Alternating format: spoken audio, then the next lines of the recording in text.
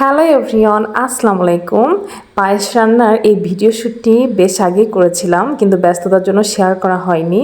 তো ভাবলাম সামনেই যেহেতু কোরবানি ঈদ, তো এখনই উপযুক্ত সময় রেসিপিটি শেয়ার করার। পায়েস রান্না তো আমরা করতে সবাই পারি, বাট আমি চেষ্টা করেছি খুবই সহজ এবং অল্প উপকরণ দিয়ে ঘরোয়াভাবে একেবারে ইজি রেসিপি যাকে বলে সেটাই শেয়ার করার চেষ্টা করেছি। এখানে আমি 1 লিটার দুধ নিয়েছি। 1 লিটার দুধের ভেতর এবার আমি 3 টেবিল চামচ মতো গুঁড়া দুধ অ্যাড করব।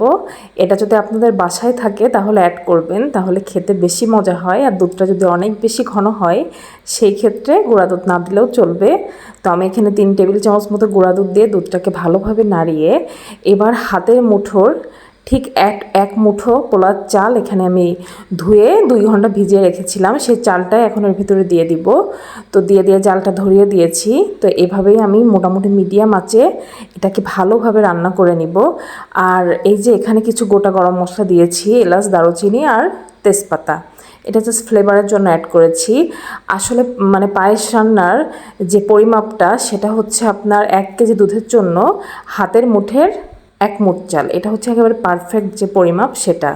আর দিয়ে দিলাম সামান্য পরিমাণ লবণ। তো এবার আমি এভাবেই মিডিয়াম আঁচে নাড়িয়ে চাড়িয়ে ভালোভাবে চালটাকে ফুটিয়ে নিব।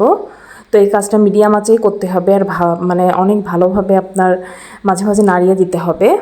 তো এই যে দেখুন মোটামুটিভাবে নাড়তে নাড়তে উপর দিয়ে সর পড়ে যাচ্ছে।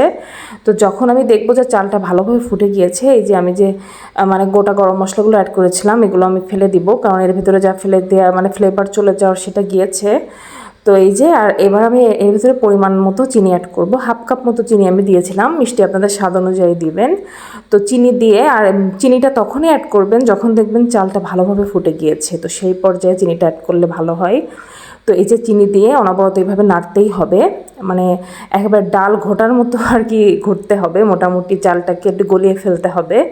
তো এই যে আমার মোটামুটি পায়েসটা প্রায় শেষের দিকে প্রায় হয়ে আসছে। এই যে দেখুন উপর দিয়ে একেবারে গাঢ় সর পড়ে গিয়েছে। এরকম রান্না করলে আসলে পায়েসটা খেতে খুবই মজা হয়। তো এই যে আমি বারবার নাড়িয়ে চাড়িয়ে এভাবে একেবারে মোটামুটি খুব বেশি আমি ঘন করব না, কারণ এটা ঠান্ডা হওয়ার পরে ঘন হয়ে যাবে। মোটামুটি মিডিয়াম পাতলা রেখে আর কি আমি নামিয়ে ফেলবো। তো এই যে আমার ফাইনালি পায়েসটা হয়ে গিয়েছে। মোটামুটি কালারটা একটু হালকা হলুদ হলুদ ভাব চলে আসবে। এই যে দেখুন অনেক বেশি মজা হয়েছিল, এই যে দেখেই বোঝা যাচ্ছে। তো এই পর্যায়ে যখন মিশ্রণটি মানে পায়েসটা রান্না হয়ে যাবে, তো এই পর্যায়ের ঘনত্ব যখন থাকবে, তো আমি আর কি চুলা থেকে নামিয়ে নিব, কারণ এটা ঠান্ডা হওয়ার পরে বেশ আঠালো হবে। আবার পায়েসটা অনেক বেশি টাইট হলেও ভালো লাগে না, আমার কাছে মনে হয় হালকা একটু পাতলা পাতলা থাকলেই ভালো হয়। তো আমি এই পর্যায়ে চুলা থেকে নামিয়ে নেব, আর এটা রান্না করতে অনেক কম সময় লাগে। এবার একটা ফ্রাই প্যানে সামান্য পরিমাণ ঘি দিয়ে আমি জাস্ট কিছু কুচিয়ে রাখা বাদাম ও কিশমিশ ভালোভাবে ভেজে নিব।